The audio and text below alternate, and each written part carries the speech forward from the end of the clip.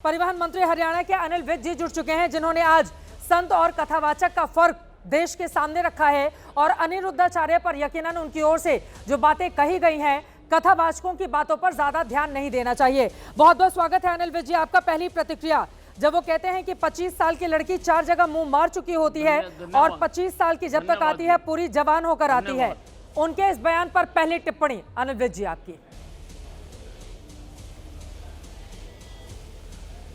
देखिए, कथावाचक और संत में बहुत अंतर होता है। कथावाचक तो कोई भी 2-4 किताबें पढ़ के बन सकता है, लेकिन संत बनने के लिए तपस्या करनी पड़ती है, त्याग करना पड़ता है।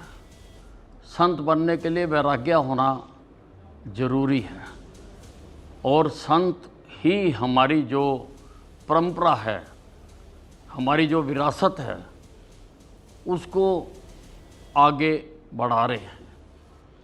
संत जिसने सारा ज्ञान प्राप्त कर लिया जी और परमात्मा के साथ अपनी लो लगा ली, वही ज्ञान दे सकता है। संत और कथावाचक में, जैसा मैंने आपको पहले कहा जी, मैं किसी का नाम नहीं ले रहा हूँ, नाम मैं ले सकता हूँ। ये हर आदमी के विवेक पर है कि उसने किससे सुनना है, कहाँ जाना है। हाँ, क्योंकि धर्म तो आदमी की भूख है, वो उसको मिटाना चाहता है, लेकिन कहाँ जाना है, अगर उसने मनोरंजन करना है तो कथावाचकों के पास जा सकता है।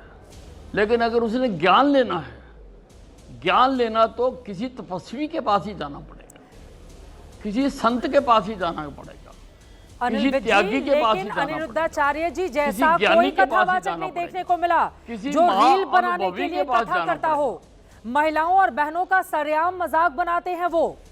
और अब तो उन्होंने बिल्कुल हद कर दी। वो कहते हैं कि लिव इन में रहने वाली लड़कियां मतलब वैश्याओं से उनकी तुलना करते हैं। वो 25 साल की कम उम्र की लड़कियों को कहते हैं मुंह मार के आई होगी। ये कोई कथावाचक है? ये तो सड़क छाप लोग इस तरह की भाषा भी नहीं बोलते होंगे। वही बात मैंने उठाई है, क्योंकि संत हमारे आदर्श होते हैं। उनको देखकर हमारा समाज चलता है, उनको देखकर हमारी संस्कृति आगे बढ़ती है और सदियों से वो इस परंपरा को आगे बढ़ाते आ रहे हैं। अब ऐसे कथावाचक जी जो इस प्रकार के शब्दों का इस्तेमाल करें, ये हमारी संस्कृति, हमारे धर्म के अनुरूप नहीं है। इनको किसी भी प्रकार से स्वीकार नहीं किया जा सकता है। इसीलिए मैंने कहा है कि हमें इनमें अंतर करना चाहिए। हमें संत में ये भोले भाले लोगों को कथावाचक उसमें कार्यक्रम में बुलाकर महिला विरोधी बयान देते हैं। इससे ये घर में जो बेटियां हैं उनके लिए मुश्किलें पैदा कर रहे हैं। यही कारण है कि बहुत बड़े तादाद में महिलाएं सामने आकर इनके खिलाफ एफआईआर की मांग कर रही हैं। कि ऐसा कथावाचक कैसे हो सकता है जो महिलाओं के खिलाफ प्रपंच का मुद्दा बनाए और मंच पर आकर कथा करे। देखिए, बिल्कुल उन्होंने, अनिरुद्धाचार्य जी ने जो बयान दिया है जी, वो बिल्कुल हमारी संस्कृति के विरुद्ध है। उनके खिलाफ अगर कोई कार्रवाई बनती है तो करनी चाहिए। उन्होंने जो शब्दों का इस्तेमाल किया और एक कथावाचक जो लोगों को उपदेश देने का काम कर रहा है, क्या उपदेश दे रहे हैं वो? लोगों को क्या सिखाना चाहते हैं, क्या कहना चाहते हैं महिलाओं के बारे में? वो कैसी संस्कृति, कैसा समाज, कैसा देश बनाना चाहते हैं वो? इतनी बड़ी संख्या में लोग इनको सुनने जाते हैं, चैनलों पर इनको दिखाया जाता है, क्या ये सिखाएंगे ये हमको? इसीलिए मैंने कहा है कि हमें चुनना पड़ेगा। ज्ञान चाहिए, ज्ञान चाहिए, ज्ञान चाहिएगा, हमारी संस्कृति आगे बढ़ेगी, हमारा धर्म आगे बढ़ेगा। लेकिन किससे ज्ञान चाहिए? जो ज्ञानी होगा, बिल्कुल, ना कि इस प्रकार के शब्दावलियों का जो प्रयोग करता होगा। ऐसे व्यक्तियों को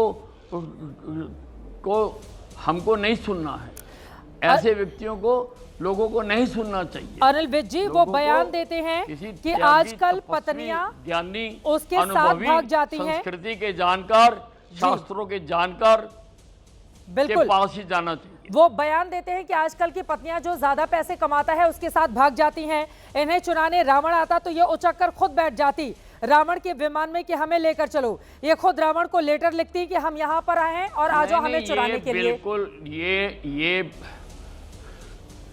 देखिए, मैं कोई ऐसे शब्दों का इस्तेमाल नहीं करना चाहता जिससे किसी प्रकार का कोई द्वंद्व पैदा हो जाए, लेकिन इनको किसी भी प्रकार से इस प्रकार के प्रवचन देने पर रोक लगानी चाहिए, इस प्रकार के भाषण देने पर रोक लगानी चाहिए और इनको प्रवचन देने पर भी रोक लगानी चाहिए, क्योंकि इनको अपनी वाणी पर नियंत्रण नहीं है। इनके पास शब्दों का ठीक ढंग से ये इस्तेमाल नहीं कर पाते हैं।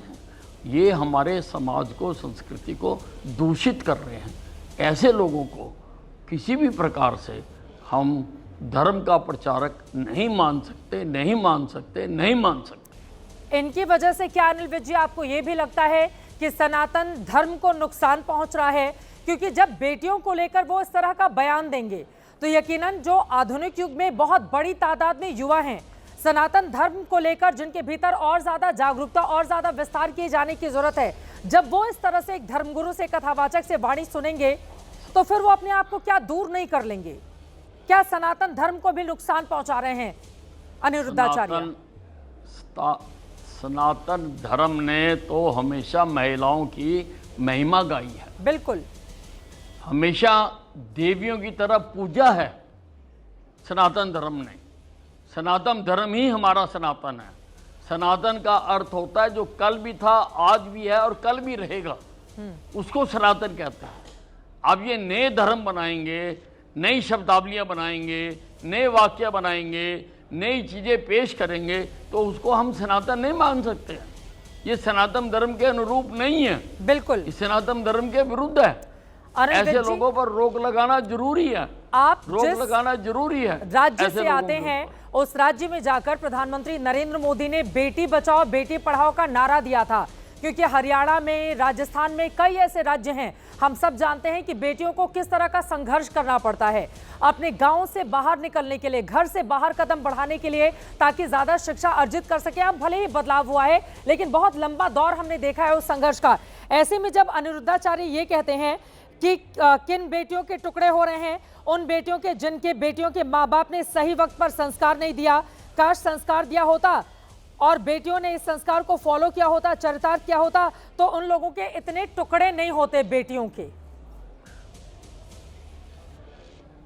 देखिए, मैं ये मानता हूँ, हालांकि मैं इतना बड़ा नेता नहीं हूँ कि जो मैं इतनी बड़ी बात कहूँ, कि हमारी भी एक धर्म संसद बननी चाहिए जो ऐसे लोगों के खिलाफ कार्रवाई कर सके, जो ऐसे लोगों को पहचान सके, ऐसे लोगों पर रोक लगा सके, ऐसे लोगों को सुनने ना जाने के लिए लोगों को प्रेरित कर सके, लोगों को संदेश दे सके, लोगों को समझा सके। बिल्कुल।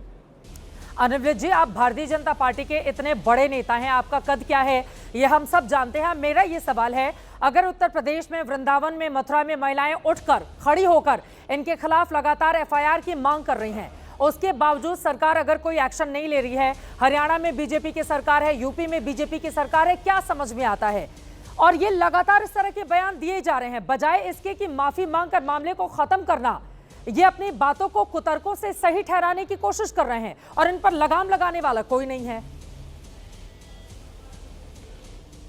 देखिए, जो हमारा संविधान है वो सबसे ऊपर है, उसमें किसी को छूट नहीं है, किसी को उसमें अलग नहीं रखा गया है। अगर अपराध कोई भी करता है, मैं करता हूँ, कोई एमएलए करता है, कोई एमपी करता है, कोई संत करता है, कोई साधु करता है, अगर अपराध करता है तो जो भी कानूनी सज़ा मिलती है, जो भी कानूनी कार्रवाई है, चाहे वो कोई हो, उसके खिलाफ की जानी चाहिए। मैं ऐसा मानता हूँ। ये बहुत बड़ी बात आपने कही है। अब ये बताएं, आखिरी में चलते चलते सवाल, इनकी जुबान पर लगाम लगे इसके लिए क्या किया जाना चाहिए? मैंने पहले कहा कि हमारे देश में धर्म संसद बननी चाहिए, सनातन धर्म की, सनातन धर्म की धर्म संसद बननी चाहिए जो ऐसे लोगों पर नकेल लगा सके। ये बड़ी बात आपने कही है। बहुत धन्यवाद एबीपी न्यूज से जुड़ने के लिए, इस महत्वपूर्ण विषय पर बातचीत करने के लिए। वरिष्ठ भारतीय जनता पार्टी के नेता परिवहन मंत्री अनिल विज को आप सुन रहे थे। उन्होंने 3 बड़ी बातें कही हैं। पहला ये है कि इनकी जुबान पर लगाम लगाने का प्रयास किया जाना चाहिए। दूसरी ये कि कथावाचक और संत में फर्क होता है। कथावाचक एंटरटेनमेंट भी करते हैं, आपने सुना, उन्होंने अपने शब्दों के जरिए इस बात को भी कहा। और दूसरी चीज ये कि अपना काम संविधान करेगा, और यकीनन अगर ऐसे लोगों की जुबान पर लगाम नहीं लगाया गया तो ये इसी तरह का कुतर्क करते रहेंगे और बेटियों के लिए, महिलाओं के लिए ये और ज्यादा मुश्किलें पैदा करेंगे, क्योंकि वैसे ही लड़कियों का, बेटियों का अपना संघर्ष होता है। और इस तरह के कथावाचक जब बदजुबानी पर उतर आते हैं, लिव इन में रहने वाली लड़कियों की तुलना वेश्याओं से करते हैं। 25 साल की लड़की, जरा सोचिए, जो अपने करियर के लिए दिन रात पढ़ाई करती है, एक एक रुपए जोड़ती है ताकि वो अपने पैरों पर खड़ा हो सके, उन लड़कियों के लिए ये आदमी बोलता है कि ये 4 जगह मुंह मार के आती होंगी। आप जरा सोचिए, कोई ऐसा कथावाचक इस तरह के घिनौने बयान दे और उसको रोकने वाला मौजूदा वक्त में कोई नजर नहीं आता है।